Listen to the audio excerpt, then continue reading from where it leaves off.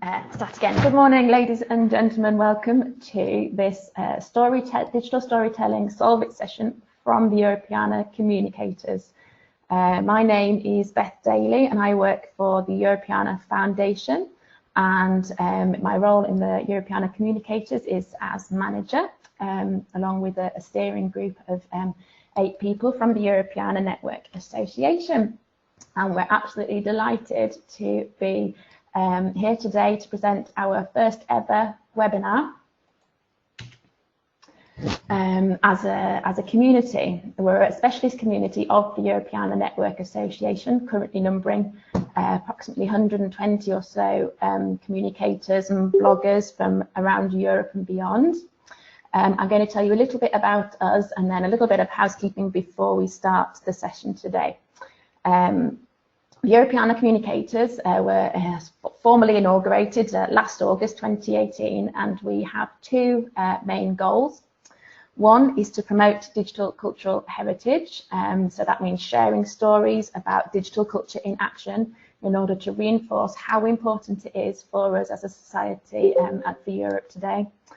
And our other goal is to support each other to be the best communicators we can be, and to that end we share a monthly newsletter with news about Europeana campaigns, about the cultural sector, with tools and resources to do with comms, examples of best practice, social media, hints and tips, that kind of thing. And of course, this webinar itself is one of our projects to help each other to be the best communicators that we can be. So we're very pleased to be putting this on today for you. Before we start proper, a couple of little bits of housekeeping. Please keep your microphones muted and keep your webcams off. This is just to reduce distractions for everybody who's participating and listening. Please note that this webinar will be recorded and that parts or all of it may be made available on Europeana Pro and of course shared with everyone who's registered today over the next couple of weeks. At the end of the webinar, it will be fantastic if you could fill in a very, very short survey we've put together. The link is in front of you now, it's in the chat and it's at the end of the question document, so you should be able to find that. And of course, if you would like to join Europeana Communicators and you feel you could benefit from what we provide and that we could benefit also from your expertise as a community, please look us up on Europeana Pro. Just look for Europeana Communicators and you can join up and subscribe to our newsletter there. Now, we have a change in the programme today due to unforeseen circumstances that Mariana couldn't avoid at all. She has been unable to attend this morning and she sends her sincerest apologies. But we are very lucky to have Susan Hazan, who was listed as our moderator for today, stepping in to present a really very fascinating project from the Museum of Israel called Visualizing Isaiah. And of course, we'll find out more about that later. If you wish to know more about Mariana's digital invasions, she will actually be putting one on at our conference in Portugal at the end of November. So if you're interested in that, look up Europeana 2019 and see if you want to register to come along to that event. So as I said, we have 2 presenters for today who are each going to tell us about their projects. We have Federica Bressan of Technoculture, and we now have Susan Hazan talking about Visualizing Isaiah. They're each available to answer your questions, and to manage that, please go to the Google Doc that you can find by following the link on your screen now, and it's in the chat, bit.ly/solveitsession. There's a table in that document for each of our presenters. You can pop your questions in there. If you wish to remain anonymous because the session's being recorded, then that's absolutely fine. Just don't put your name in the table, that's fine.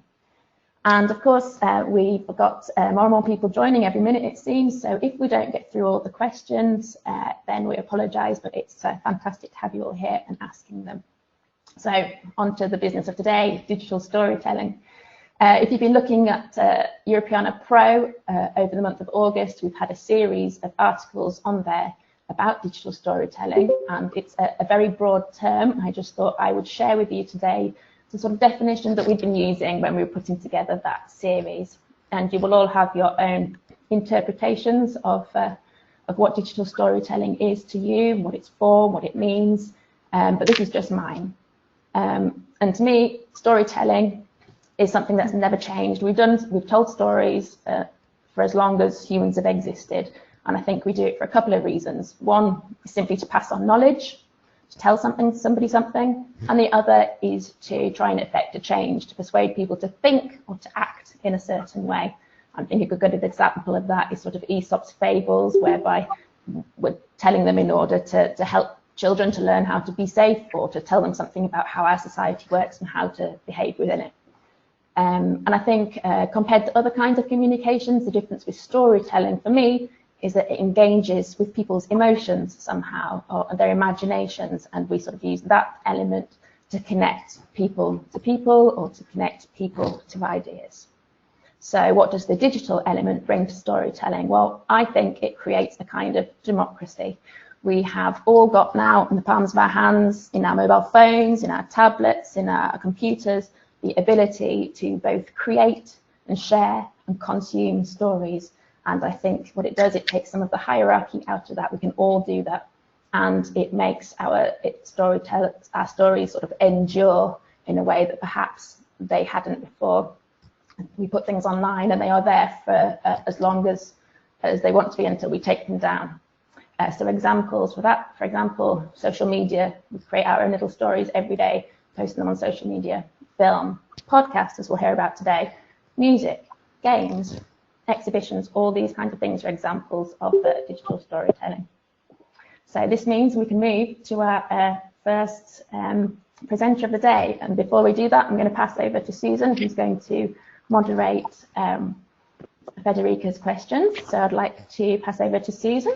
I'll just introduce her. She is co-chair of the Europeana Communicators, and she's senior curator of new media and head of the Internet Office at the Museum of Israel in Jerusalem.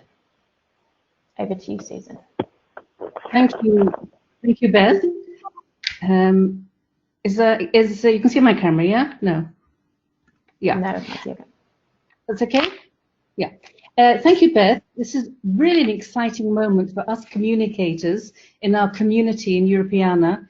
It's very exciting for us too, and I know Peter's here, so hi Peter, and probably Killian is coming later. We're delighted to have this very first webinar. And those of you who are horribly disappointed that Mariana can't be with us, I'm sure that she will be happy to join us, Beth, if you agree with me, in our next webinar, so that you won't miss her. And I'll be standing in because we didn't want to cancel our very first and very exciting webinar. So I would like to introduce Federica Bressan, which is a wonderful opportunity for us to actually meet her face to face. I'll read a little bit from her background. That she tells us that she's been in academia for 10 years, and research was initially centered on technical issues related to analog to digital in audio transfers, which is now focused on high-level issues. I wonder what these high-level issues are, related to multimedia preservation. So the point is, why does cultural heritage matter, and how it relates to memory and identity, and how it helps us answer fundamental questions of the human condition. So we're very excited to hear about her podcasts, and I'm sure many of you have already heard them, and they're wonderful. I just want to quote just one phrase that she says, I think sums her up beautifully. Because a podcast is a dialogue, it's two people, it's Federica and her guest. And she says, people are the true potential of this world. The stories they tell you, the knowledge and experience they carry is humbling and inspiring. So over to you, Federica. Thank you. Thank you for having me today. During this talk, I will try to bring together three elements: podcasting, digital storytelling, and the communication and promotion of cultural heritage. Just a couple of words about the podcast. Technoculture is a series of one-on-one conversations with experts in the fields of technology, art, and science. Together, we try to explore how digital technology impacts our lives today, and ultimately we ask the question, what does it mean to be human today? which I fundamentally think is the question we ask every time we dig into archival material and we try to understand how it was like to be on Earth 50 years, 500 years ago. It's the same question that we try to prepare for people in the future when we today package, right? Prepare our cultural heritage for the future. So what does it mean to be human today? Of course, it's very hard to answer this question, so the podcast does not have a theme. It has a core of keywords that are science, research, culture, human beings, and art, and it tries to explore 360 degrees possible answers to the question, what does it mean to be human today? So far, I have 33 episodes out. I wrapped up the first season last month, and at the end of this month, September 2019, I'm going to launch the second season with some novelty here and there. For example, I'm going to engage with video a bit more. And how popular is Technoculture? Some numbers. Well, so far I've had 4,500 unique downloads, which excludes Spotify and YouTube, just because of how these stats are collected by the platform where my podcast is hosted. And the most listened to episode has 274 unique downloads. On average, every episode was listened to about 120 times. Now, what does this have to do with digital storytelling? And first of all, what is digital storytelling? Of course, it depends who you ask, like Beth said in her introduction. It is not a straightforward concept, and I've been thinking about it for quite a long time, long before I was invited to speak on this webinar. And I thought about it because there was always something that didn't add up to me, something that left me a little bit unsatisfied, and I couldn't put my finger on what it was. I have been educating myself on this topic. I have followed a course at the Google Digital Atelier in Brussels and a course online on the platform FutureLearn. I've noticed that this expression, digital storytelling, is often associated also with transmedia storytelling or media literacy skills. So what are we talking about? In all my sources, I could not find a consistent definition. And today there is no time to have an organic discussion on what digital storytelling might be. I call for it. It would be very nice to have one because I think it is an important topic and an interesting one to discuss. But for today's sake, I will give you a working definition, what I mean by digital storytelling. Otherwise, how can we talk about this? Something that I find interesting, by the way, is also that we cannot define what it is, but we all are doing it, but we cannot put it in words. We kind of agree on what it is. Everybody has an idea. It's just hard to express into words, which is interesting in itself. So in its simplest form, my definition of digital storytelling, the one that I could come up with, is the techniques and the style with which you adapt a content to one of the digital containers, formats available today, like a YouTube video or a blog post, your tweet feed, an online exhibition, or a podcast. We have these pre-packaged channels, tools for communication, and we squeeze our message in them. But this is not all. This is kind of a neutral definition of digital storytelling, and at some point I found that there was a characterizing element that Beth also mentioned in her introduction, and that is emotion. There was a time where we didn't used to talk about digital storytelling, and that was a time where we used to go to a shop and buy something and that was it, but now we have a shopping experience. And there was a time when businesses were just delivering services, and today they take us on a customer journey. You see where I'm going with this fluff on things that is supposed to make them more engaging, right? And the day I understood this was one day when I heard someone use the language in a very particular way. So they were showing infographics and talking about data visualizations, and they were saying this is what we do in their business. We bring data to life. And that felt so romantic. Oh, we bring data to life. How nice. That it made me understand that very nice way of putting it was unnecessary. We've been collecting, analyzing, and presenting data for decades, but 50 years ago nobody said we bring data to life, and now it could be the slogan of a business that does that. And I do find that it's unnecessary. For me, it's of course like a stylistic problem, but not just a stylistic problem. So with Technoculture, I personally decided not to indulge in this type of communication, which can be very sexy, and to try to revise the style of a science communicator of when I was a little girl, who opened each of his episodes with "Good evening." And then it was all about the content. And I really liked how sober that style was. It was very effective, by the way. It's not less effective. So with Technoculture, I try to have a sober style. And of course I want to be engaging. Of course I want to be interesting. But I try not to indulge in the fluff. And it's not just the podcast, so the audio. Something interesting that I've learned with doing the podcast is that the podcast can be accompanied by a series of other materials that are multimedia. It could be text, so the full transcription, or a summary of contents, timed links, and it can be audio-video, like audiograms, or pull quotes, just text, or video pull quotes, just of those few sentences that you want to highlight.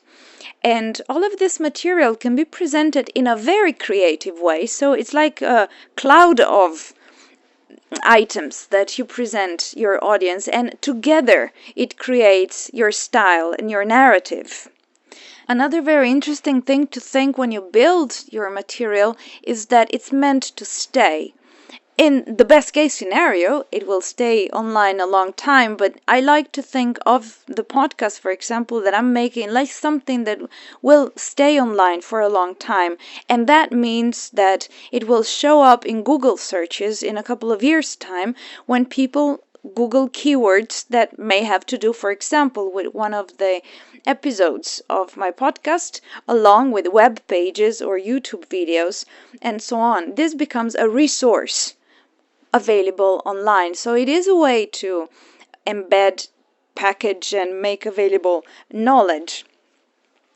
So I think that the creative aspect really comes from the combination of all of these elements together. The main product, which is of course the audio episode, but also possible video that comes with it. And like I said, the full transcript. By the way, I will be working on a book from the podcast. It's in its very early stages now, but it will happen, and it's exciting. It mixes different worlds and media, definitely. You can say that. The audience of a book and a podcast may be different. The content is packaged differently.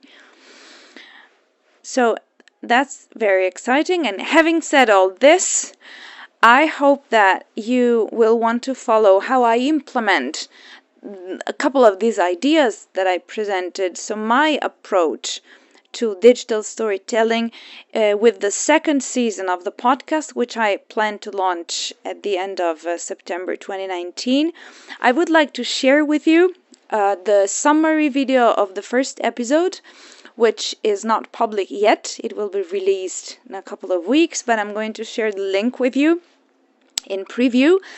And I will include a couple of other links in the chat here, and that I hope will also be shared with you with some follow-up communication after the webinar.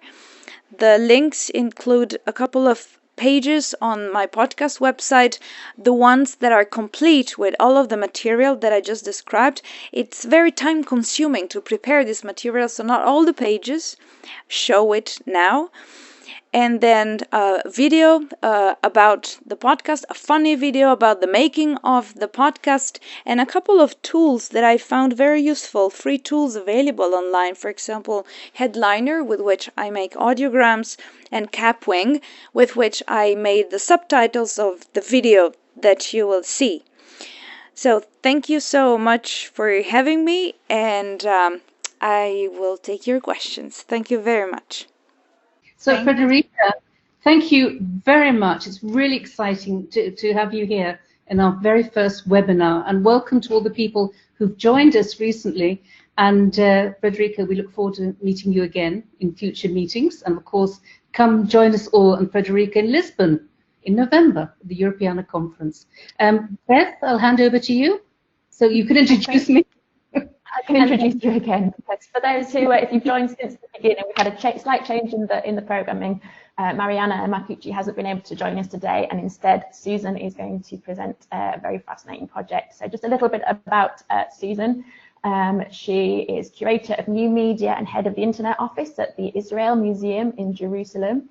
And she's concerned very much with identifying and implementing digital solutions for the gallery and online and mobile platforms.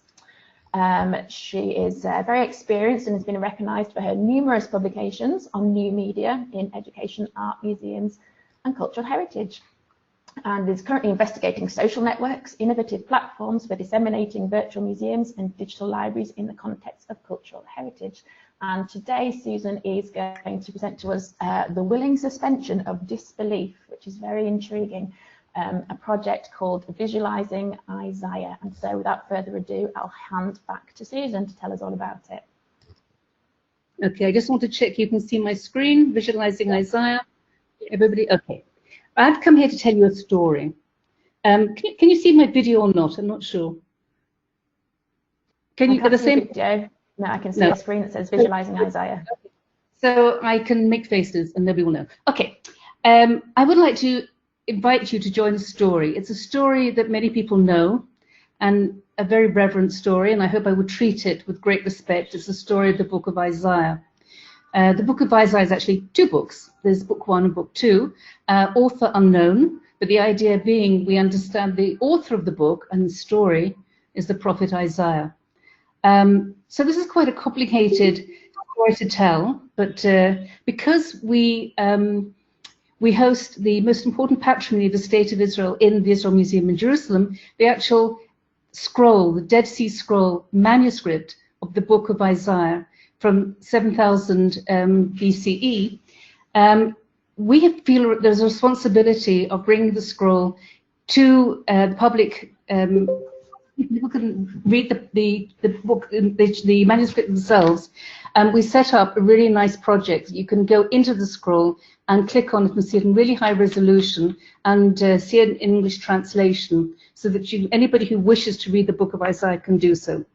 But after putting the scroll online, we realized we need to tell the story behind the scroll. And luckily, in our museum, we have various objects, wonderful objects, in the archaeological wing of the museum, which are ascribed the time of Isaiah, 700 BCE, and we can bring the objects together. We have kind of written objects. We have the scroll. We have the scrolls themselves, which is most exciting, and the objects from the period, which we can put into context. So this particular project is telling the story of Isaiah. On the left on the screen, you can see the English translation of the full book of Isaiah. Now, this is actually, the manuscript is like 7 meters long, so it's quite a complicated story to tell. So you can scroll down the text. At the end, I'll put all the links in from the projects into the chat, so you can actually go and explore this yourself. But the idea being, when you click on the links in the text, you can then go and see objects that are not exactly referred to. And we didn't really have any documentation, no CNN, BBC from the time of Isaiah. But we do have objects from that time. And we can contextualize the story of the prophet of Isaiah by using objects from the collection. So what you see here now is the epitaph of King Uzziah of Judah, mentioned in the book of Isaiah. And it's a very concrete slab of evidence, of physical evidence, that allows people to come to the museum and have some sense of what's happening all those years ago. This is a seal impression, and it belongs to Isaiah. It's ascribed as Isaiah, son of Hamul. Now, we don't know if it's the Isaiah, because the name Isaiah was very popular at the time, but it does ascribe the term, the name, to this period, and it may or may not have been attributed to a particular Isaiah. But again, the idea of the object is to contextualize the story of the biblical story of Isaiah. The objects in our collection, and this is a donkey figurine, there are objects like donkeys who mentioned in the Bible, in the book of Isaiah. And these objects are put into context, again, through using the text of Isaiah that you can see scrolling on the left. So these objects are very physical objects, and they're from our collections, and they make a wonderful backdrop to this biblical story. But this wasn't enough. I was wondering with my colleague, Anna Lobovich-Katz from the Technion in Haifa, what do people do when they find these stories online, when they find these physical objects, not as physical objects, but as digital objects, when they find them online? How convincing is the story then? Is it enough that they know that something in the museum that is the actual object itself? But is the story that we spin around this object, is it enough and is it compelling? So we set out to do research on this and trying to see if we can find out through our questionnaire, do we trust only what we see with our own eyes? And is the digital object sufficient to inspire this trust? And about framing, is the fact that it's framed in a museum, albeit a virtual museum, reflecting the physical museum in Jerusalem, does it affect our notions of trust? But behind all this is this major question that we're asking: are we willing to suspend our disbelief? In other words, when we find something online, we're told it's from a biblical era period. We're told it could be ascribed this period of the prophet Isaiah. Do we believe what we see? So that was how we set out our questionnaire and our research. And we, using a survey monkey, we asked a series of educational preferences and how people were, what expertise they had, academic qualifications, their age, for example. And then we went on to find out if people actually visited the museum, or if you're in walking distance of the museum, which is in Jerusalem. Have you been to a virtual museum? Have you come across the book of Isaiah? It's actually interesting because we asked the people who had read the book of Isaiah, what was the context? And it was like third at home, at school, and a place of worship. So we knew we had a group of people who ascribed the book of Isaiah to their religion. And of course, it's the three major religions in the world: Christianity, Islam, and Judaism. And other questions we asked was whether people had actually heard of, if our visitors had heard of people mentioned in the book of Isaiah. For example, had anybody heard of King Uzziah of Judah, or King Ehezkiah, or Sanherib of Assyria? Were these characters that people were familiar with? And about a third of the people answered, the researchers answered yes, that they had heard of these people through reading the Bible at home.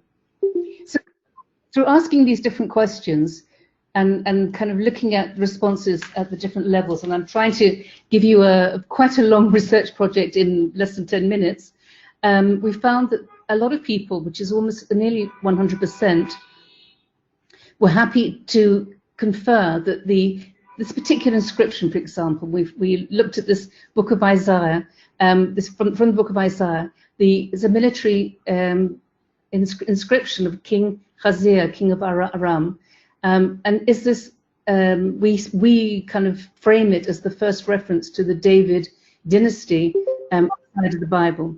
So we asked our visitors, is the connection between the stone inscription and the story in the Bible of Isaiah, is it a mere coincidence?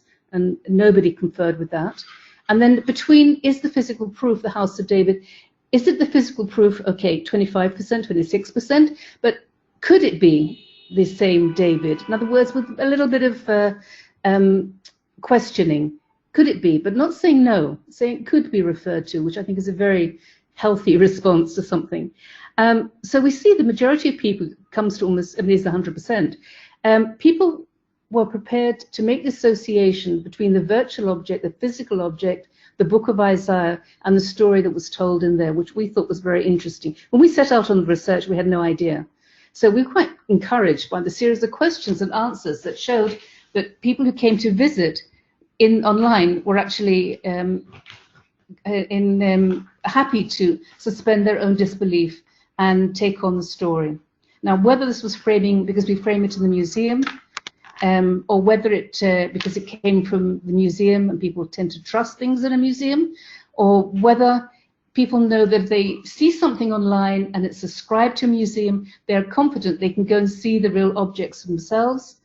And in this way, the trust that people tend to have, and this has been thoroughly researched, that's a very high percentage of trust in a museum, this is actually transposed, or we believe it can be transposed to the virtual, and allows visitors to be able to suspend their disbelief and dive into the story. So we're quite excited by this. So this is our research. I'm going to put this links online so you can actually see the book of Isaiah in its highly magnified beauty, and you can click on the different chapters and verses, and you can read the English translation that pops up. And then you can see the project, Virtual Isaiah, and if you're interested, you can go to our research in this publication, The Willing Suspense of Disbelief. So that's my contribution to today. So over to you. Yeah. Thank you, Susan. That's fascinating.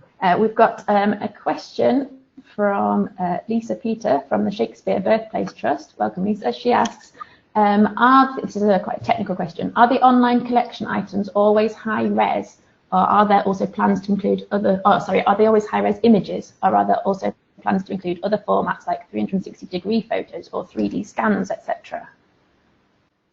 We have the Google Art Project in the Israel Museum in Jerusalem, which means that all of the permanent collections, the Israel Museum is one of the 4 largest encyclopedic museums in the world, and the permanent collections are very extensive.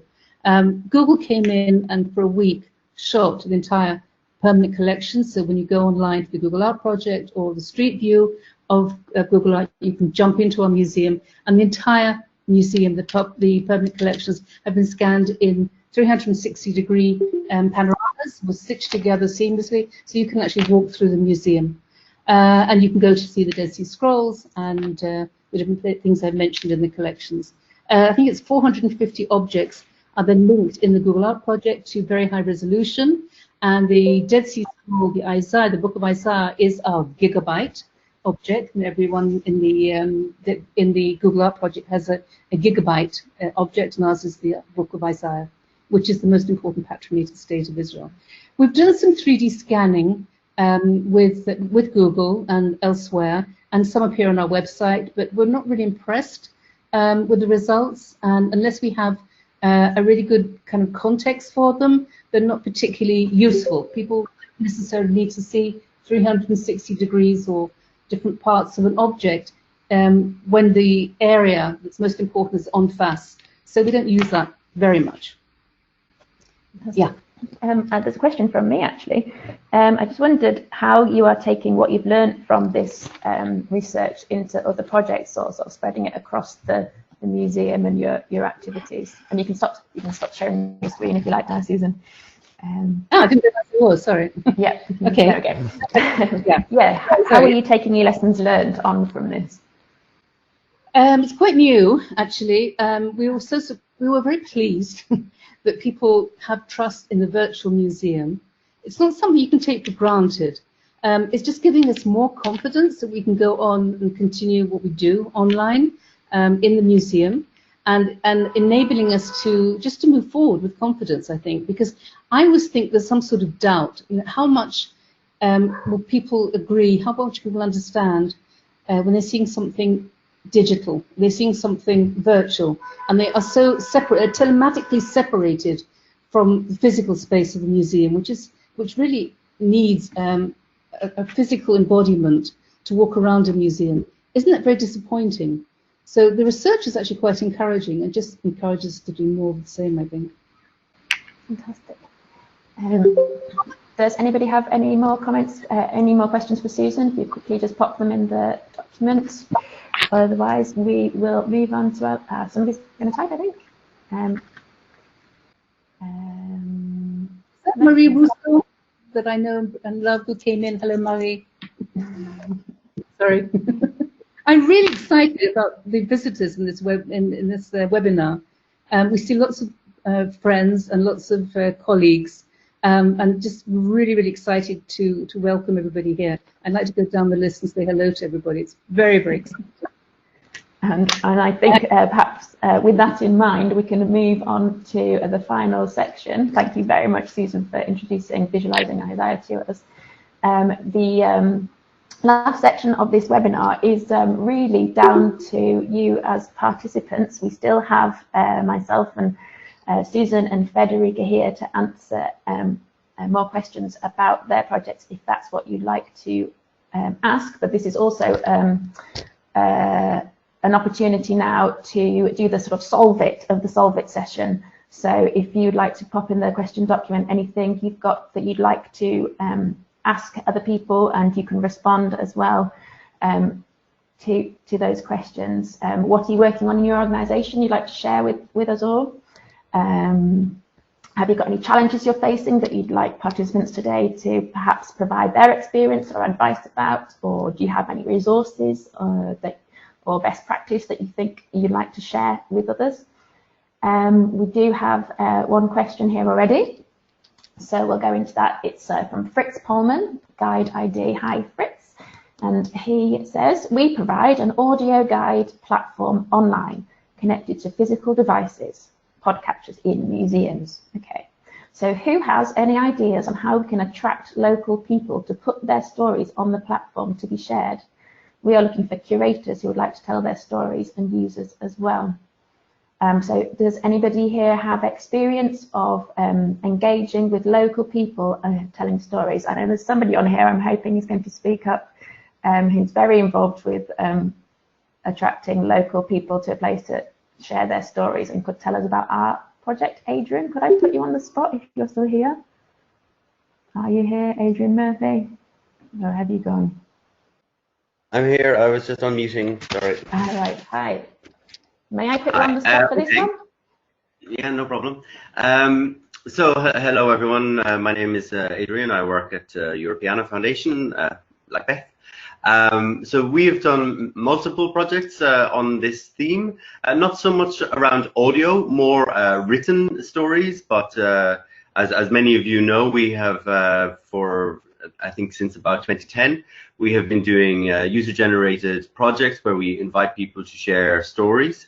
They have been on multiple different topics. The first was on the First World War, our project called Europeana 1914 to 1918. We had a project in 2013 and 14 about 1989 and the fall of communism in Central and Eastern Europe. Last year we had a project called Europeana Migration, which was inviting people to share their stories about migration, whether in the past or present, or their own stories or in their families. And from next week, we will start a new topic, which is about industrial heritage and working lives.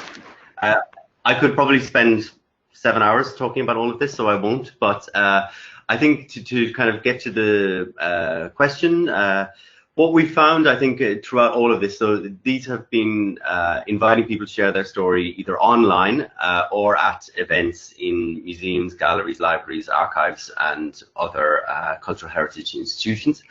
And I think sort of, if I can boil it down to what encourages people to do it, it's a combination of things. It's the idea of recording something from the past or present for the future. I think that's a very important motivator for a lot of people. I think recognition and a sort of an awareness of being recognized, an awareness that everybody's individual stories are important and are being preserved and kept and recognized and heard is an important element and an important part of what motivates people to share those stories. And I think for the organizations that we work with and for the people who come to those events, I think an important part is to already think about, well, what communities exist and what already maybe informal or more formal networks or associations already are already in existence, and trying to make the connections between these existing organizations. So for example, at some of the migration events, what was really important for us was to make a connection between the museum that was, or the cultural heritage organization that was hosting the event, and a community association or a community network that existed. Those exist already, and so it's just bringing these things together and sort of expanding communities. I think that's probably what I would suggest are the ways of thinking about this. Fantastic, thank you. Does anybody else have any ideas or would like to speak in response to Fritz or to anything that Adrian's just said? Nope. Okay. I had a question, which I thought something that Susan said and made me think about something that a question that Federica had addressed in the first section, and that's to do with trust and about the fact that the digital has in it online some kind of element of distrust. How do we know that we can trust what we find online?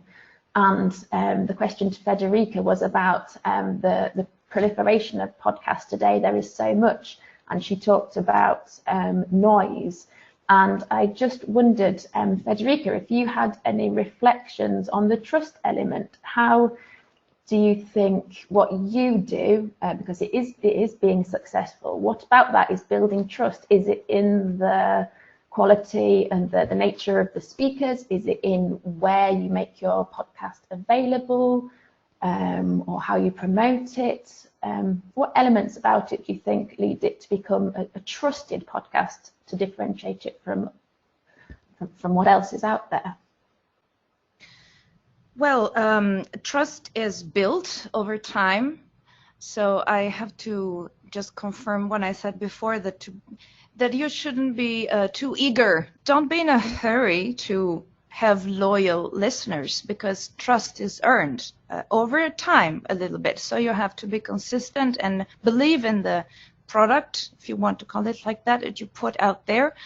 But that's why, I mean, again, because there's so much out there, and sometimes when digital storytelling is mostly intended as a set of strategies, how to grab the attention, grab your audience by their guts, it may turn their eyes on you. You attract attention, although it, can't be a battle of who is louder.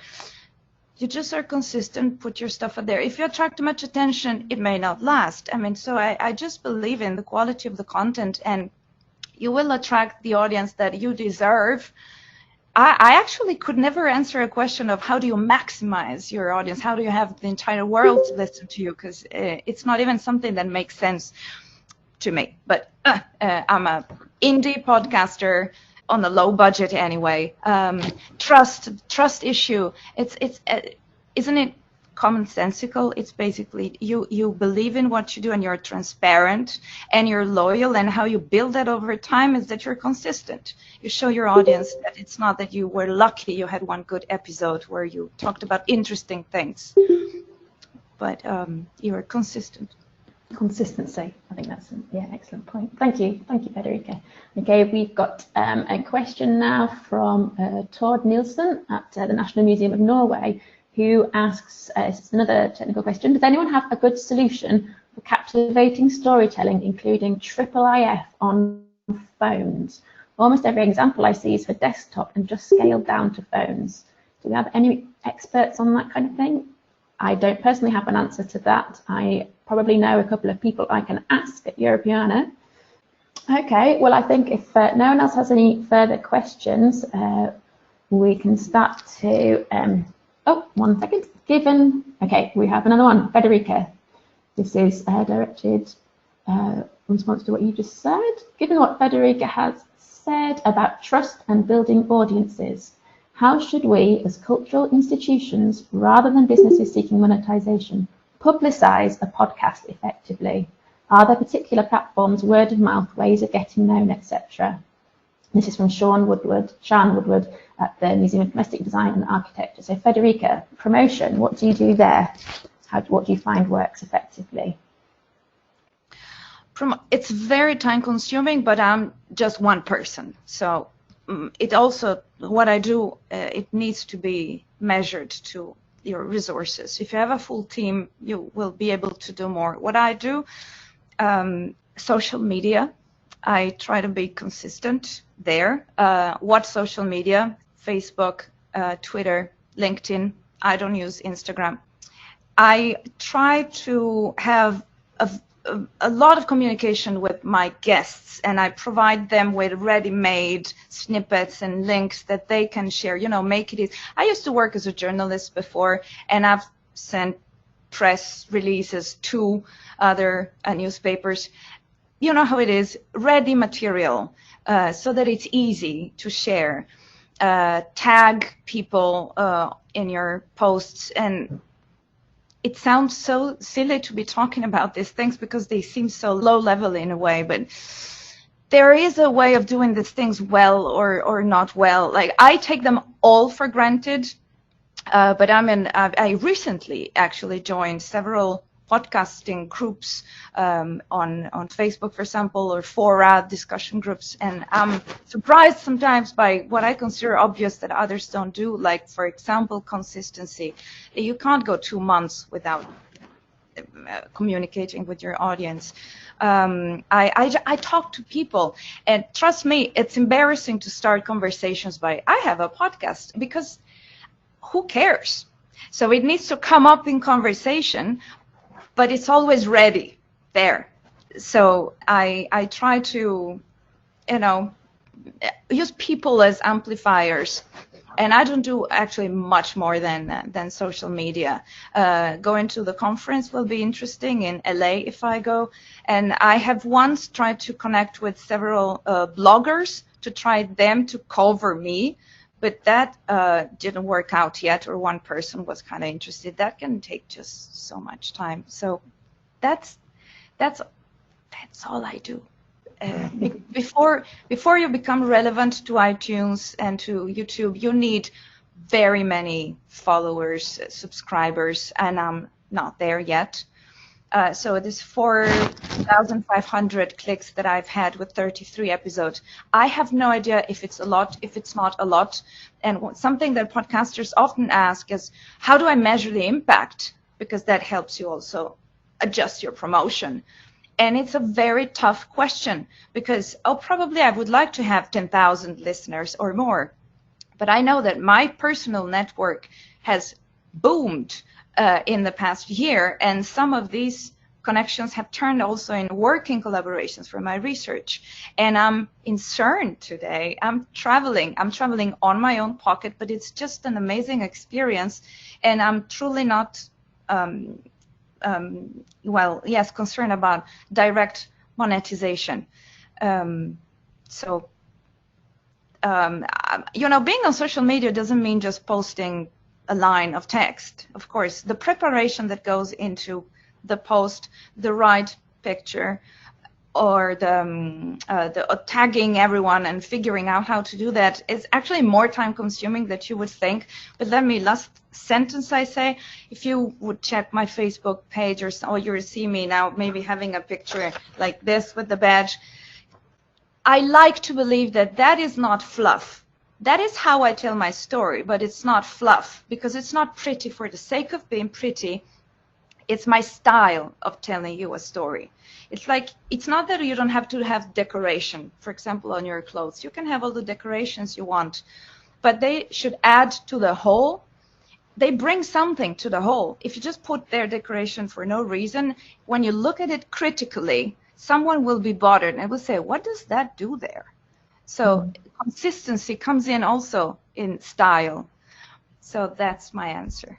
Thank you, Federica. And I take from that theme of, like, as you said earlier, consistency, but focus and relevance. And I think that's probably the same to whatever it is we're trying to promote and publicise as a cultural institution. What is the relevance from your activity to your audience? And if you can find that, and if you can find out where your audience is, you can bring those two things together. Okay, well, I think we've come to the end of our time. We've finished the questions that are in the document. And so I would like to say a huge thank you to everyone for joining today, and of course to Federica for taking the time, especially because she's now at CERN today. And good luck, Federica, with your podcast later on today. And thank you so much to Susan for stepping in and presenting Isaiah, and for your role as moderator for Federica earlier. And thank you to all of you for joining. If you would like to know more about Europeana communicators, please do go to our page on Europeana Pro. You can find on there a list of actions you can currently take to help us in our goals of promoting digital culture. You can sign up to our newsletter so that we can receive more information about Europeana and tools and best practice. We also have a LinkedIn group which you can join to continue discussing what we've discussed today and other topics. We'd love to have you there. We have a survey, a very, very short one. I think it's 3 or 4 questions. It won't take you long at all. And we'd love you to just fill that in to help us develop the next of these webinars, because we'd like to make this something that we do again, and something that's really useful to our community. So I think I've thanked all the people I need to thank, and I'd just like to wish you all a very good day and a wonderful weekend, and hope to see you within the Europeana communicators soon. Thank you all very, very much. Bye.